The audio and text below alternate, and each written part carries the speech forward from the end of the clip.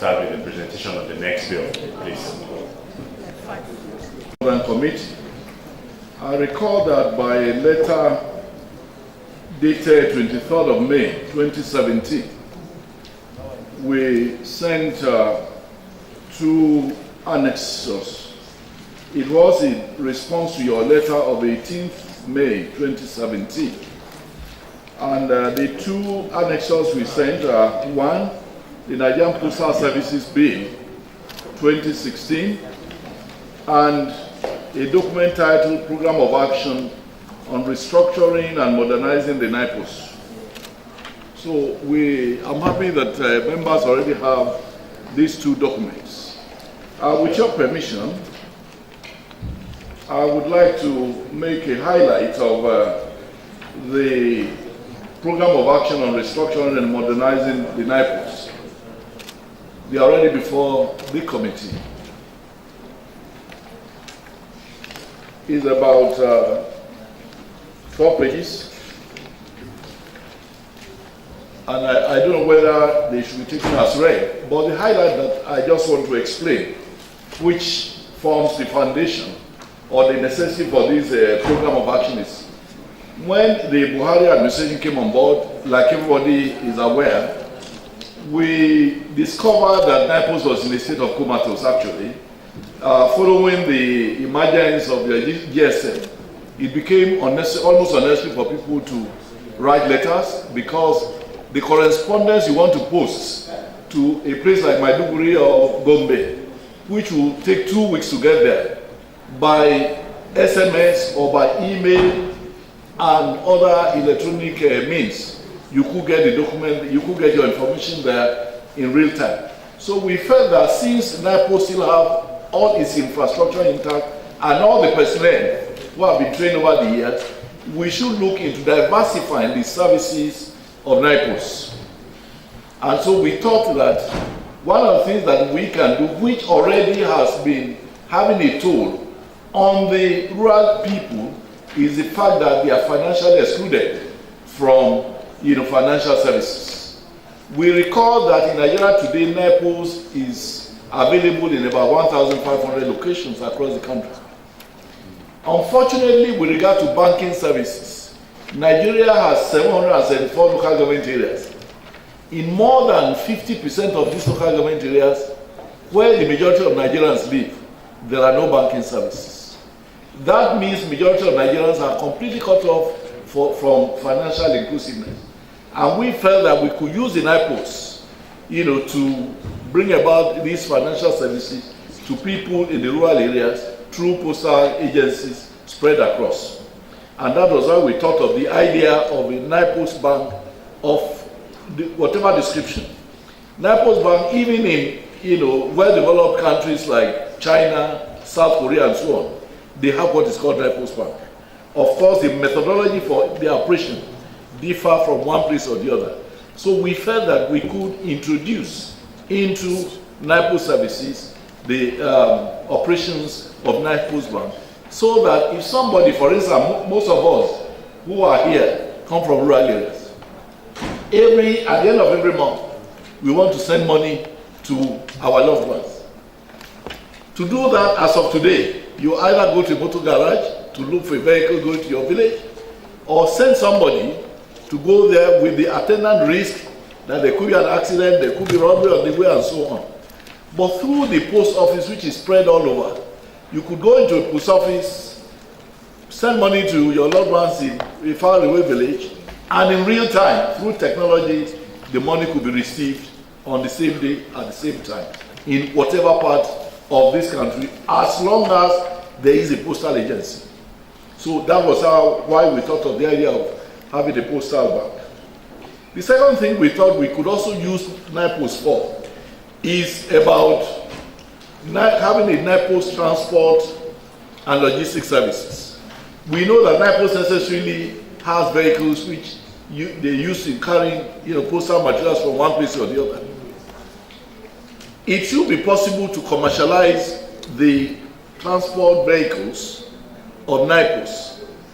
If you go, for instance, to Lagos to buy merchandise, instead of putting your, merchandise on a truck, owned by somebody who perhaps is not known and whose vehicle may not even be in good condition. You could use NIPO's vehicle. You could deliver your merchandise to a post office, and certainly, just like they will carry mails from one location to the other, it would also be possible for them to be able to carry merchandise or whatever for you. The goodwill of NIPO's is unbeatable, and their facilities are also, well established. So we think we could also use, introduce NIPO's, transport and logistics service as part of what NIPO's, new NIPO's, should be doing. Again, we thought that we could also establish what perhaps would be called NIPO's properties and investment services. We know that in several locations across the country, NIPO's usually has excess land. These excess land are wasting away.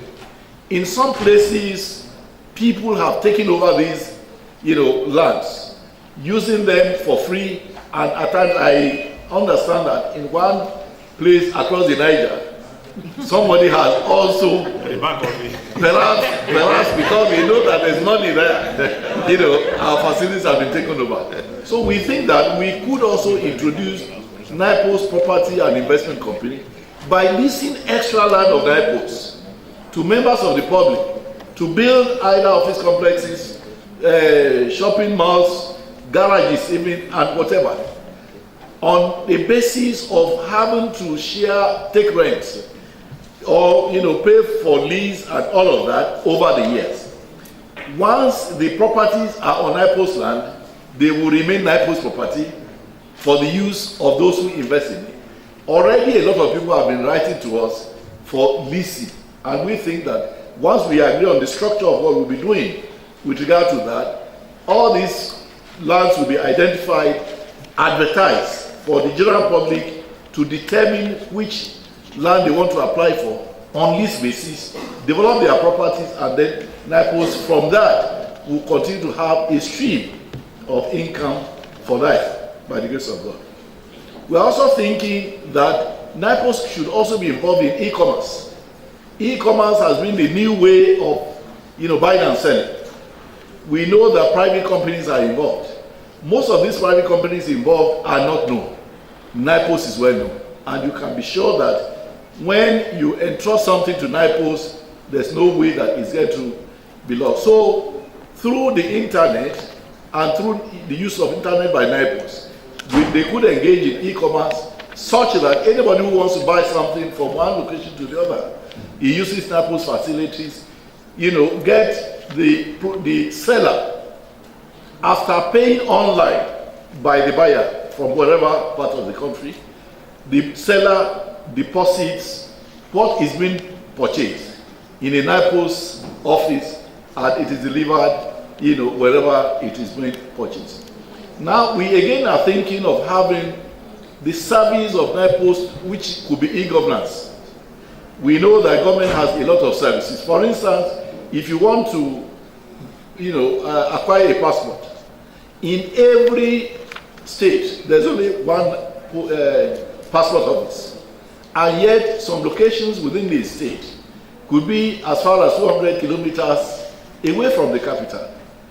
Instead of having to travel to the capital to acquire a passport, you should be able to go to the NIPO's office, get registered there, fill your form online, pay online, all the information is transmitted to the passport office, and within a week or two, your passport is delivered to you by NIPO's in your village without having to go there. Same for driving licenses and all the services that one would, one time or the other, need from government offices. Again, we could also have NIPO's involved in some form of data services. We know very well that it is important for all Nigerians to key into digitization. And yet, because of the facilities and because Nigerians are spread all over, it is not possible for everybody to have that facility, which are mainly in urban centers. So these NIPO's services will now adopt more significance in every community which is what happens in a lot of advanced countries. The NIPOS is usually in the center of the town. The NIPOS is usually one agency or one service which connects the entire society for business, for social services, for community services, and for what have you. So these are some of the things that we have, provided for, and we believe that if the National Assembly keys into it, the NIPOS will turn up to be a mega organization which would affect the lives of all Nigerians without exception in one way or the other. So in conclusion, I urge that members should look at this restructuring plan that we have provided and assist Nigeria to integrate this into the new law that is being made. That would also affect the naming of the bill, because if you just say NIPOS, Nigeria Postal Commission bill, then it will be restricting, because it will seem as if you are just only interested in the traditional services that NIPOS engages in. But if, for instance, it is Nigeria Postal Services, because it is the postal service that will not be engaging in several services, it will create the right impression of what is to be contained in the new law. So that is my humble submission.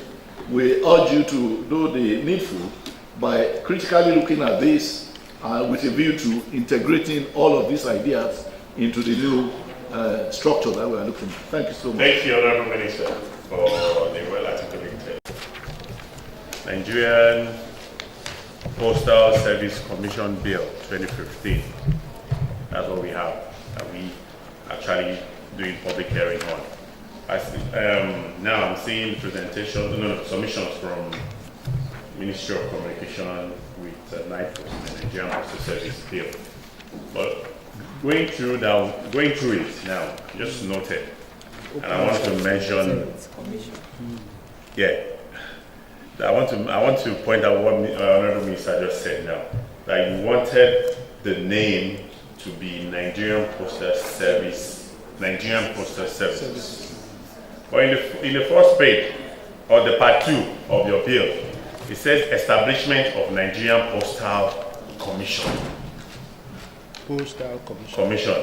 And you refer to it severally. And and it's being referred to severally. And a lot of things mentioned in the bill now is saying Postal Commission, Postal Service Commission, and Dr. General. I just want to point it out. May I explain, sir? Okay. Now we have a National Communications Act which makes provision for NCC, for instance. One law can make provision for several facets of the operations of what the law is intended to do. In any case, I think as a lawyer, with due respect, I want to advise that this committee and the national chairman should see all of these disparate documents as resource material for what you would eventually arrive at. You have the final say on what it will be. These are mere proposals, and they should be taken as resource materials for your actions. Noted. I'm just pointing out, obviously. I'll say. Yes, just Barrister. The Postal Commission bill was just 2015, and it had been in the works. It left the ministry, it went to the Ministry of Justice, and before it was transmitted to the National Assembly. So with the benefit of new hands and new suggestions coming up based on the new perspectives that are coming, and as I said, you will have the final say. We're just giving you all the body of information that you use in design. All right, thank you. Go on. Thank you, Mr. Chairman. Honorable Minister, the Postmaster General. You see, I first and foremost will want to congratulate you for this initiative, because I think we have people who are now thinking Because I think one of the major problems we have, or we had, is because probably we've not been thinking enough. But we can now see that I think we are doing problem solving academics. Let me put it that way, if that would be the right word to use. I think this is long overdue, extremely long overdue. The NIPOST, vis-a-vis what I have the opportunity of knowing elsewhere, the U.S. Postal Service is a money-making machine for the generality of the people. And what I'm saying today, in fact, I'm so happy that we are following that trend. And I can assure you, as a member of this committee, that I will give all it takes, all my all, to make this a very successful exercise. You've given us research materials to work with, and coupled with other advantages we may have elsewhere, we will do justice to this. However, I'm just going to caution you a bit. You are now looking more commercial in your activities, in your services. We are expecting the other side of commercialization too. You start getting prepared for investigations, for so many things that will come in, because we are going to be providing services, and people will be expecting not you just acting as competitors to those outside, but you are going to be what I will tag as standard setters, so that we'll not be comparing you with the DHL and all those other business concerns. Rather, we'll be comparing you with what exists elsewhere, like the US, where the US Postal Service exists. So be prepared. We will do our part, I can assure you that, and we will do it very well. Thank you very much. Thank you. Service, Mr. Episode. Thank you, Honorable Chairman. Whereas from Africa, I have only 3 points we're making. First is, while working on the bill, please address a labor issue. The labor issue is a transition clause. You are transiting NIPOS from a statutory agency into a business. While it was a statutory agency, employees of NIPOS were making pension contributions. And their pension contributions is now subject to the Pension Funds Act. When they transit into a private enterprise, other sections of the PFA Act will now come to play. So please, there should be a provision to address the issue of transition of their pension contributions, so that we don't have the NLC barricading their office. Like the last gentleman on the high table said, they should expect something from the other side. Then the second point is, as this business unfolds, there's need to create legal protection for NIPOS as he rolls out. When a child starts walking, you don't put glass tables around. When they roll out, they will be new in the field of business. I do business. It's not a tea party. Legal protection should be provided for their statutory businesses that they are transiting with. Otherwise, some sharks will take it. Finally, there's need to provide for the power to partner with other branches of government. For instance, I know that the Federal High Court is now working to have a commercial division. If you look at the normal Postal Act as it is, it allows the Postmaster General to interface with other branches of government. At the local government level, he should have the power to meet local government chairmen and partner to serially and sequentially number houses. The reason why you must serially and sequentially number houses it is the only reason why the internet business has not boomed in Nigeria. The cost of delivering a piece of letter for you is 1,500 because the postman spends the whole day biking up and down the street looking for a house number. So when you give that power to interface with other branches of government to address infrastructural issues that affect their business, the business will thrive. Then at the judicial level, they should partner with the Federal High Court to develop the commercial division of the Federal High Court. It's a work, something in progress now, so that when they go to that court, it's a cut and dry business. They go away. They don't spend their whole time in court. I tell every client I meet, businesses don't have any business in a court. Settle and go home. So, but if you have rules that enables them to walk into a courtroom and walk out in 30 days, they'll survive as a business. Thank you. I just want to talk on 5 points, and then, like we said, five. Just to mention. Yeah, I'll just mention them. I'll be brief. I know we're constrained for time. Like Ella stated, we commend the initiative of NIPOST in this area, especially in the postal industry. However, we'll be inviting the committee to look at some sections of the bill. We have mentioned the first one, which is section 7C, sub C of the bill, which talks about the Commission shall protect and promote the interests of consumers against unfair practice and others. We are a bit concerned because we are aware we have the CPC of this work. Are we going to have duplication of role, duplication of functions? I would rather say that what about strengthening the CPC to continue in its statutory role of protecting the rights of the consumers in this environment? And number 2 point, we're looking at section 8, sub A of the bill, and talk about the Commission being empowered to affix and collect fees. I mean, the issue of fixing a particular fee and also collecting is actually serious. But we are of the view that it could be set by law, that's number 1, or even the board could also determine it.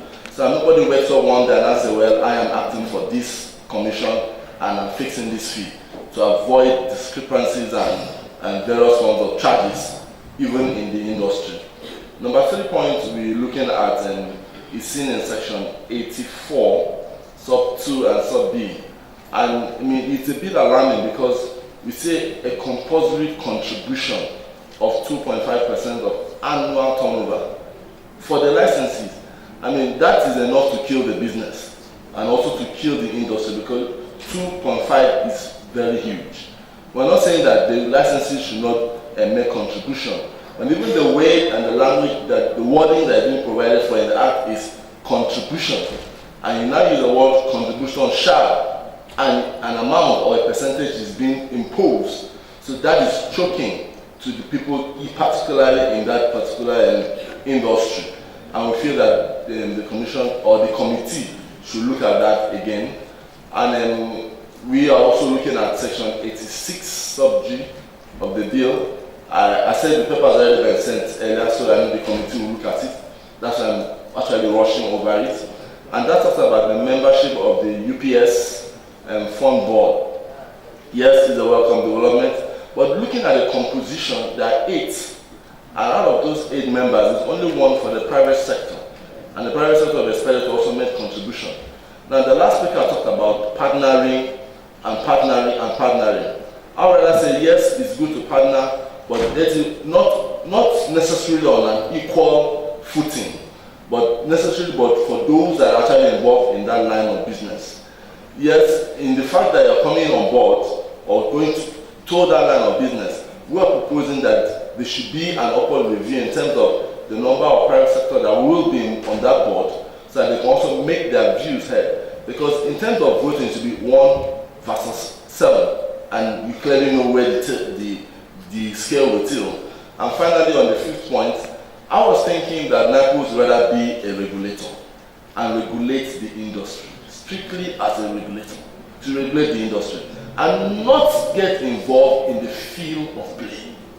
But they come out to regulate those that are in the industry. And now you have the ideas. I quite agree, because Mr. Chairman, even in the paper that we said, the very first one, we commend the initiative of the Commission. We quite agree with that. But you see, in a situation where you are coming into the field of play, the sand in the arena will get into your eyes, and you are bound to like, hey, look away one way or the other. So rather than do that, yes, with your expanse of land, you could lease it out on business to people that are already in the industry, working on it. We have the national the housing fund commission looking for land everywhere to build houses for Nigerians. Thank you. Especially Section 35 that make provision for the renewal of licenses. You know, we all know the Nigerian the government mentality when you apply for a renewal or you apply for a particular thing. In order not to delay your business, we also propose that if the requirement for conditions for renewal have been complied with under this act or under the regulation, a license continue to be valid until such assignation has been made regarding the application for renewal. What we simply mean here is that if you make an application for renewal of your license, it is assumed that your former license will still continue to valid until the commission make a reliable decision on whether to cancel your license or to renew it. So we make it as submitted. Then we also look at Section 37 that talks about suspension or revocation of licenses. We also feel, or we feel that there is a particular provision that's supposed to be there, because when you cancel someone's license, or you cancel or you suspend, you might likely go to court, and then the court says, okay, pay me back the money you have I used to incur this license. So we make a provision that the holder of a license or registration certificate is not upon the suspension or cancellation of his license or registration certificate entitled to a refund to any fees paid in respect of such license or registration certificate. So this one will guide them to ensure that once your license is in council, you are not entitled to be refunded back again. Another thing I also make suggestion is administrative review, or what we call a ministerial review. That is, if any person who is aggrieved by the suspension or cancellation of license or registration certificate, terms of Section 1, in addition, he may have the right of appeal to the minister, either to confirm the suspension or cancellation, or direct the regulator to restore the license or registration to the person. It's also there. And we also look at Section 43 that gave the commission the power to investigate, make an inquiry. I think we also deem it fit that there's supposed to be an appointment of inspectors. Appointment of inspector and the powers of the inspectors. Because when you, inspector will not act like a police. I don't want to use the word police. You will not be the one to gather the information for the commission. You will be the one to make findings and submit those findings to the commission. So there's a need for them to have inspectors and to also define the powers of inspectors. Then another way we also look at jurisdiction. We also discovered that because we are talking about Nigeria and other foreign jurisdictions, and there is no rule because there's what we call conflict of law. So what will happen when you have issues that border with conflict of law, or when you have an article that you're supposed to send to Ghana, and there's a problem on it. So we also make proposition on that. Sorry.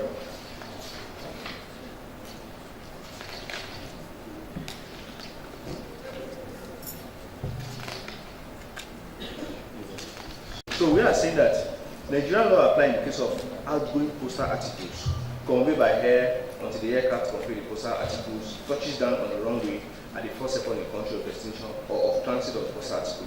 The Nigerian law also apply conveyed by ship on the ship conveying the postal articles. So it's all been explained there. So it was not covered in the amendment or the proposed bill. Then we also look at offences too. There are some of the offences that are not properly captured. So we also make a proposed suggestion to that effect. So it all contained in our memoranda and has been duly sent to the committee. So that's our contribution. Thank you very much. I think the last of these is Platinum River project. I don't have much to say, but just to put in more of our support for what the NIPOS is doing today. and by the grace of God, we will send in our paper to the committee as soon as possible. Thank you so much.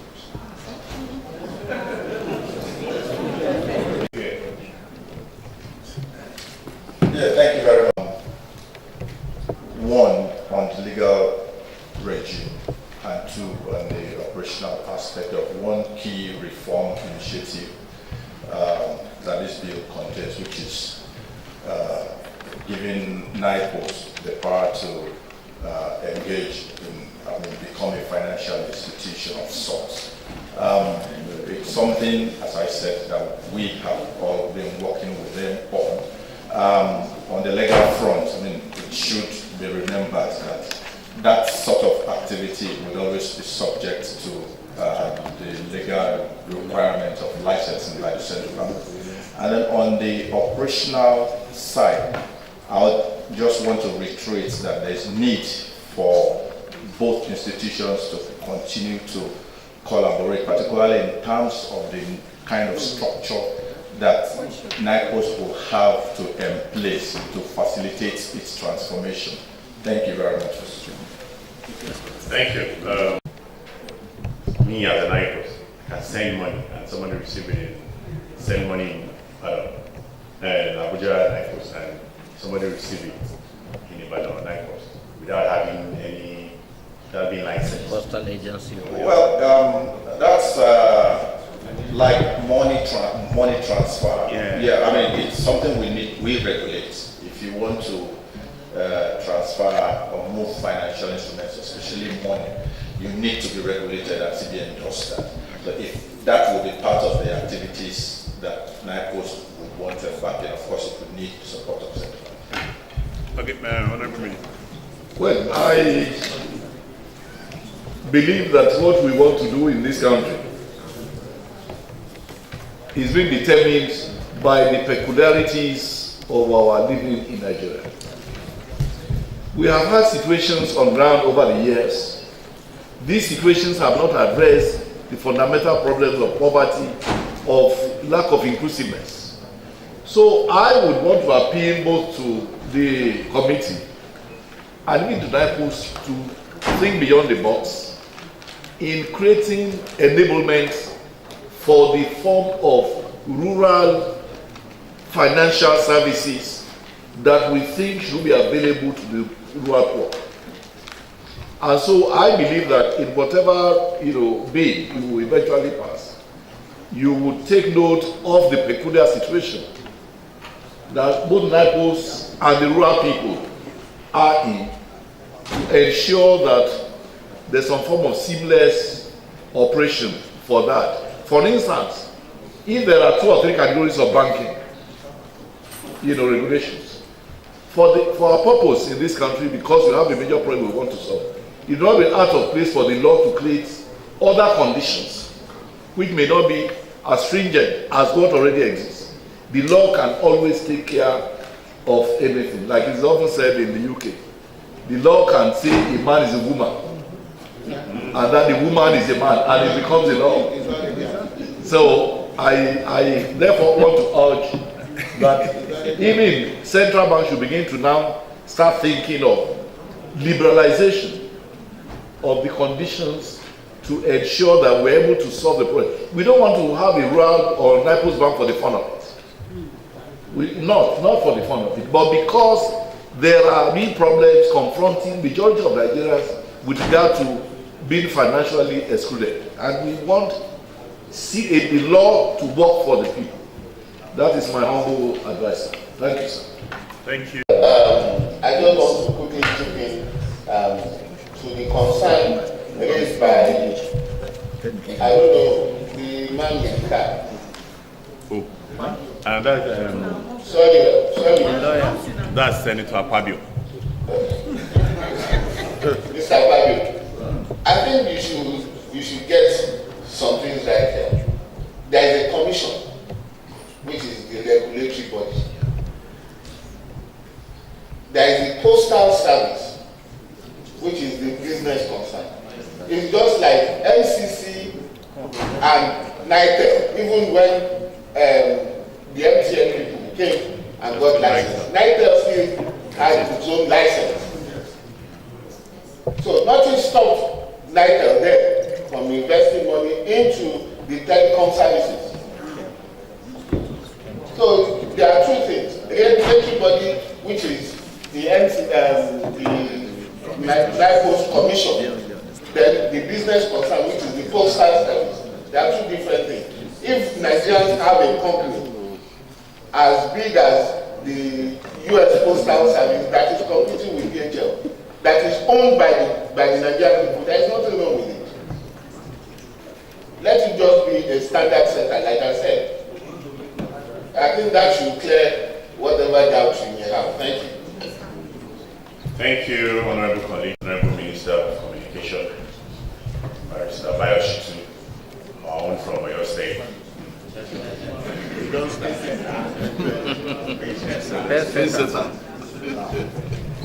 Why the last follows? The Permanent Secretary today is Barrister, not Architect. Thank you. The PMG, Barrister Debui, and every other person that is here today for this public hearing, all the civil organizations, the representative of the Governor of Central Bank. Please don't forget our message back to him. As this thing is these public hearing or these bills are very important, and it concerns how we can generate more funds into the force of Nigeria. Since you are the one keeping our money, we want your votes to be bigger. So I'm telling you that next time we won't allow him to send anybody for such public hearing without him giving us a power of notice. And as I said, I thank everybody for coming in. We are at this height, we call ourselves the referee, the umpire. We will look into every submissions and try as much as possible to do justice to every submissions being submitted to the committee, and we'll come out with a robust law.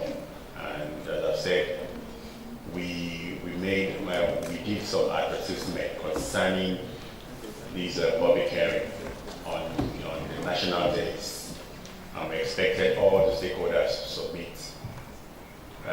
submit any document concerning their concerns against these bills.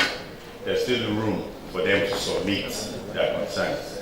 So we employ anybody who believes is a stakeholder in these concerning these bills to please submit his document to the committee, the House Committee on Telecommunications concerning these bills.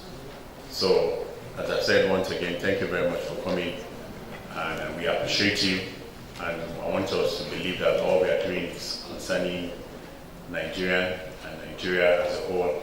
And since there is a change mantra outside there, and I believe Barrister Fijabi to lead the change mantra when it comes to telecommunication sector, and the PAMSEC is supporting him too. And when it comes to NIPOS, Barrister Fijabi is supporting them in the change mantra, and I believe every other person is keen into this change mantra.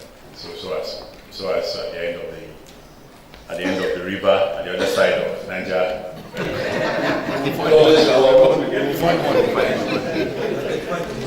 So we can find money at the other side of the river. Thank you very much for coming. Wish everybody safe journey back to wherever we come from, and we hope to see you once again. And this will be the last time of us engaging ourselves. Thank you very much. Bye.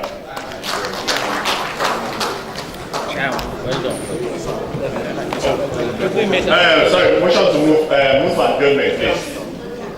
Honorable Yunus. Chairman, Deputy, Honorable colleagues, Minister, PMG, all other distinguished invitees, I move that this public hearing comes to an end. Thank you. Seconded. Honorable Akiloye. This meeting is thereby adjourned. Senator.